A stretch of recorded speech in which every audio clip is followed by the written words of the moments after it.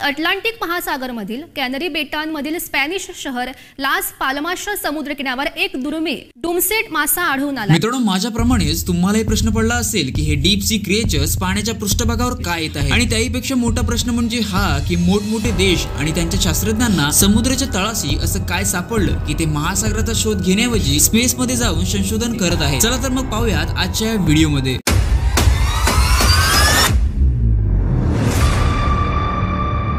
Actually जर पाहायला गेलं तर अशा 4 घटना घडल्या आहेत। पहिली म्हणजे ओव्हरफिश, सेकंड अँगलर फिश, तिसरी आहे केरळच्या बीचवर खूप सारे मासे किनारपट्टीवर येणं, आणि लास्ट ओडिसामध्ये हे कासव। चला तर मग एक एक करून जाणून घेऊयात। यामधील पहिला मासा आहे ओव्हरफिश, तलवारीसारखा धारदार आणि चंदेरी रंगाचा मासा ज्याला ओव्हरफिश असं म्हटलं जातं। हा मासा 2500 ते 1000 मीटर खोलवर राहतो, जिथे सूर्यप्रकाश देखील पोहोचत नाही। जपानच्या प्राचीन साहित्यात या माशाचा उल्लेख messenger of sea god palace असा करण्यात आला आहे। 2011 मध्ये मोठी सुनामी आणि भूकंप आला होता, ज्यामध्ये जपानचे 20,000 लोक मारले गेले। आणि आश्चर्यजनक गोष्ट म्हणजे ही की घटना घडण्या अगोदर जपानमध्ये वेगवेगळ्या ठिकाणी टोटल 20 ओव्हरफिश मृत अवस्थेत किनारपट्टी आढळून आल्या होत्या। हेच कारण आहे की या माशाला डूम्सडे फिश म्हणजेच येणाऱ्या संकटाचा इशारा देणारा मासा असेही म्हटले जाते। नंबर 2 वर आहे अँगलर फिश। या माशाच्या सुमारे 200 प्रजाती आढळून येतात, आणि हा मासा मुख्यतः डीप ओशन मध्ये 2500 मीटर खोलीवर राहतो, ज्याला मिडनाईट झोन असंही म्हटलं जातं। म्हणजेच तो पाण्याच्या पृष्ठभागावर येतच नाही। जो मासा तरंगताना तुम्ही पाहता तो फक्त 6 इंचाचा आहे, पण त्याला दाखवणारे खूप मोठा दाखवत आहे। अशाच 2 घटना घडल्या आहेत, एक केरळमध्ये आणि दुसरी ओडिसामध्ये। केरळमध्ये खूप सारे मासे किनारपट्टी आले आणि ओडिसामध्ये खूप सारे कासव किनारपट्टी आले आहेत। आता केरळच्या घटनेत आपण असे म्हणू शकतो की जवळपास एखादा मोठा समुद्री जीव असावा, ज्याच्या भीतीपायी हे सर्व मासे किनारपट्टी आले असावे, किंवा नैसर्गिक आपत्ती येणार आहे म्हणून हे मासे किनारपट्टी आले असावे। ओडिसामध्ये जे कासव समुद्र किनारपट्टी आले त्यामागील कारण काहीसं वेगळं आहे। हे दृश्य ओडिसामध्ये रशिगुल्ला बीचवरचं आहे, जिथे ऑलिव्ह रिडले कासव मोठ्या संख्येने दरवर्षी अंडी देण्यासाठी बीचवर येतात, पण ह्यावेळी तर त्यांनी रेकॉर्डच तोडला। टोटल 6,82,000 कासव समुद्र किनाऱ्यावर आले आहेत। आता राहिले हे 2 मासे, ओव्हरफिश आणि अँगलर फिश। या दोन्ही माशांबद्दल, स्पेशली ओव्हरफिश बद्दल तुम्ही गुगलवर सर्च करा तर तुम्हाला समजेल की हे दोन्ही मासे वर तेव्हाच येतात जेव्हा त्यांना पाण्याच्या खोलीत काहीतरी धोका जाणवतो। एका थेअरीनुसार हे सर्व समुद्री जीव क्लायमेट चेंज मुळे वर येत आहेत। त्याचबरोबर यामागे सायंटिफिक रिझन आहे की समुद्राचे पाणी गरम होत आहे, त्यामुळे हे डीप सी क्रिएचर्स थंड वातावरणामध्ये येत असावेत। यामागील दुसरे कारण असू शकते अंडर वॉटर इरप्शन आणि व्हॉल्कॅनिक ऍक्टिव्हिटीज। जेव्हा समुद्राचा सर्वात खालचा पृष्ठभाग, ज्याला आपण समुद्राचा तळ समजतो, तो जेव्हा व्हायब्रेट म्हणजेच हळू लागतो, तेव्हा हे डीप सी क्रिएचर्स वर येतात। या सर्वांमध्ये तुम्ही एक गोष्ट नोटीस केली असेल की आज आपल्याकडे इतकी ऍडव्हान्स टेक्नॉलॉजी आहे की माणूस चंद्रावर जातो आणि रिटर्न देखील येतो, पण तरीही शास्त्रज्ञांनी समुद्राला फक्त 5%च एक्सप्लोर केलं आहे। काही लोकांचं असं म्हणणं आहे की समुद्राच्या तळाशी जाणं हे खूप कॉस्टली आहे, प्लस समुद्राच्या तळाशी दाब खूप जास्त असल्याने खाली जाण्यासाठी जी उपकरणे बनवली जातात त्यावर देखील खूप पैसे खर्च होतात। या सर्व समस्या असूनही ओशन गेट नावाच्या कंपनीनं एक अंडर वॉटर सबमरीन तयार केली, ज्यामध्ये 5 बिलियनर्स टायटॅनिक जहाजाचे अवशेष पाहण्यासाठी गेले, पण खाली जात असताना पाण्याचा दाब वाढला आणि सबमरीनचा ब्लास्ट झाला। त्यामध्ये बसलेल्या लोकांना ही समजले नसेल की आपण मेलो कसे, पण असाच एक समुद्री जीव आहे ज्याचे वर्णन आपल्याला अनेक पुस्तकांमध्ये आढळून येते, तो म्हणजे लिव्हायथन।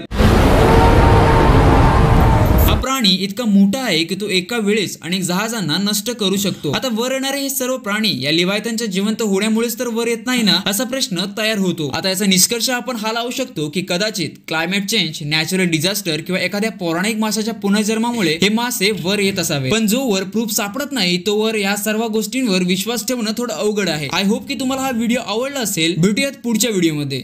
धन्यवाद।